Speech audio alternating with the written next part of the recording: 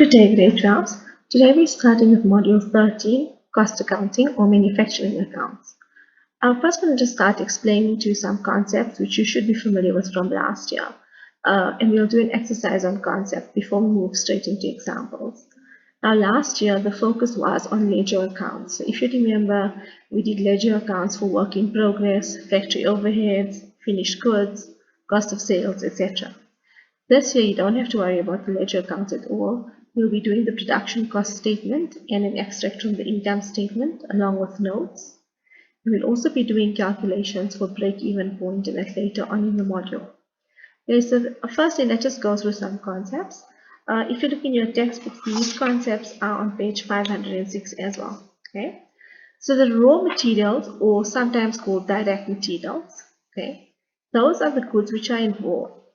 The materials involved, the materials used to make the product.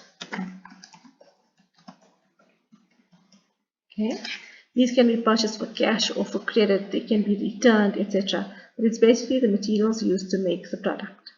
Okay, for this year, we're always going to use our calculation, a very similar calculation to what we were using when we did our inventory.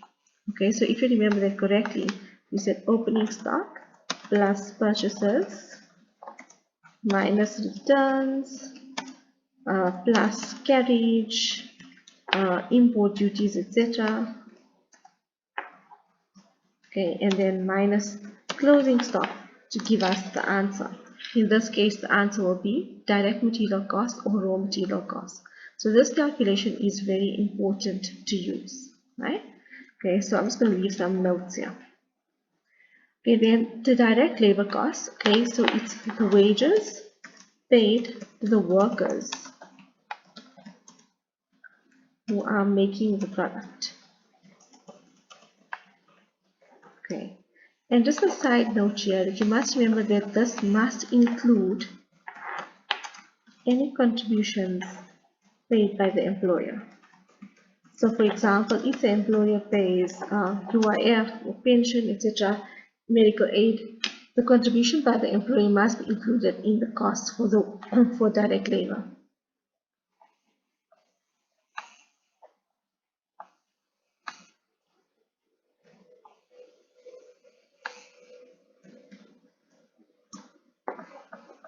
Okay, then the next thing we have is the prime cost. And the easiest way to remember prime cost is to say it's the direct material cost plus the direct labor cost. Okay, so it's the total direct costs. Okay, indirect material costs, these are materials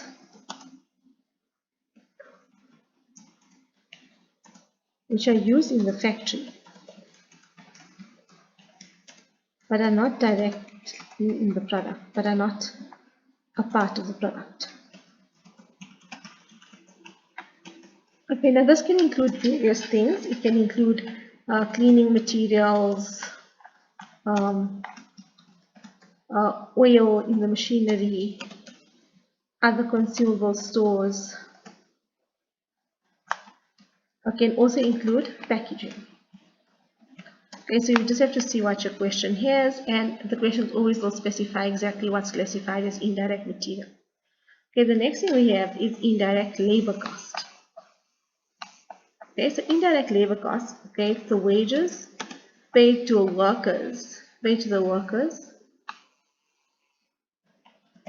in the factory who are not directly involved in making the product. Okay, so this would be the wages paid to the cleaner, for example.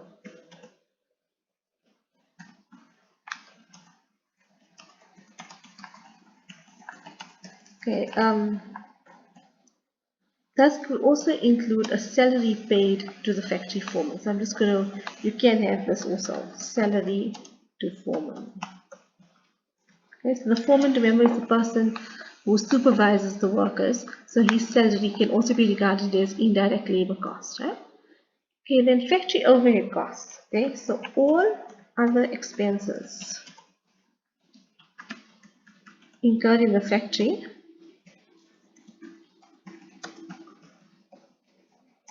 which were not direct material, which were not direct. So all other expenses incurred in the factory which were not direct material cost or direct labor cost. So this it would include indirect material.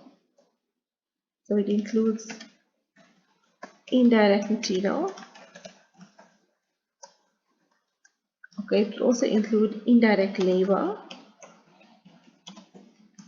And then a whole host of other things like water and electricity, insurance, depreciation, etc.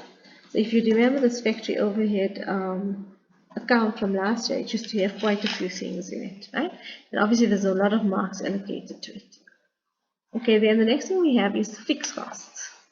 It's all a bit smaller so you can see it.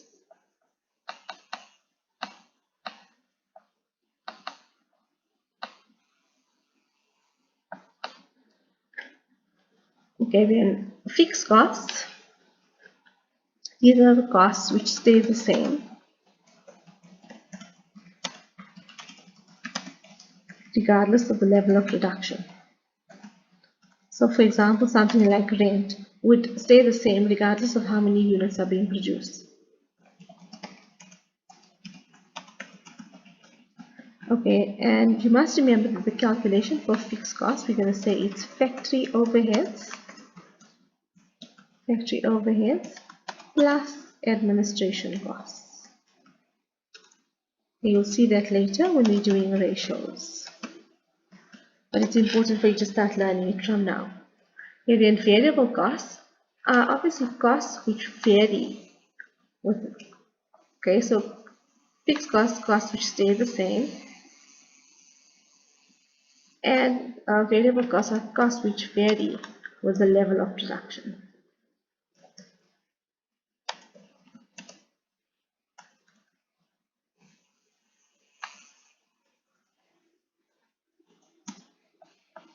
Okay, then the total cost of production. Okay, the total cost of production will be the direct material cost, the direct labor cost, and the factory overhead costs. Okay, the unit cost is the cost of one unit. In order to calculate the unit cost, we would take the total cost of production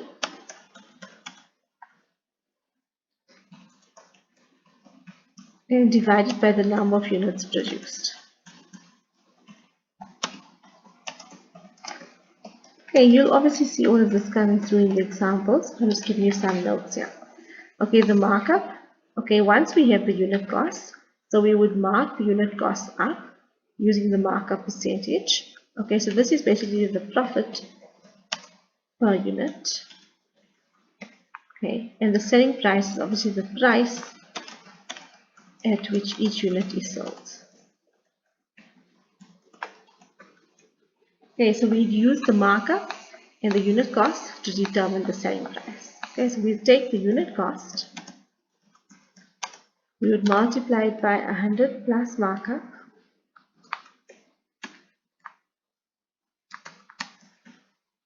over 100. This is our normal formula for selling price.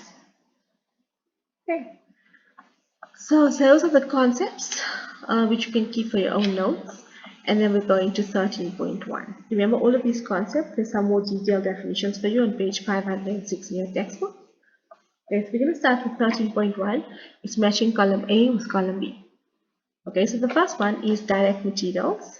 Okay, and if you look, direct materials is going to match up with J. Okay, these are the material that forms part of the item produced.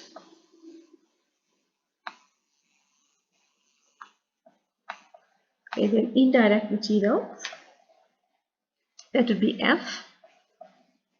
Okay, the materials that are used in the manufacture process but do not form part of the item produced. So for example, the packaging, etc. Okay, then direct labor measures up with L. Okay, the labor directly involved in the manufacture of the goods. So this is the wages paid to those laborers. Indirect labor would be A. Labor used in the factory but are not involved in the manufacture of the goods. So this is, for example, the cleaner and the factory foreman. And then the next one is prime cost.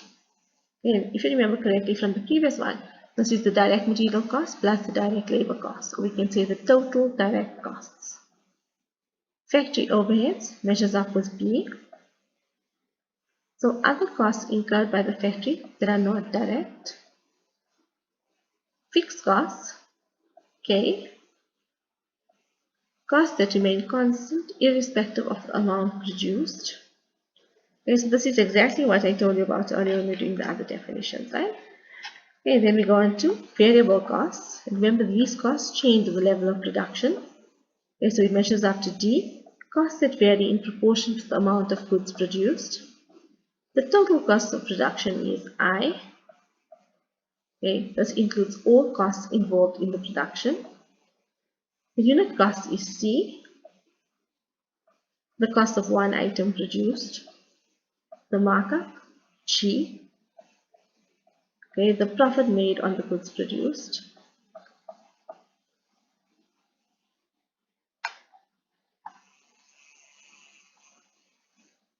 Okay, and the last one, selling price, matches up with E.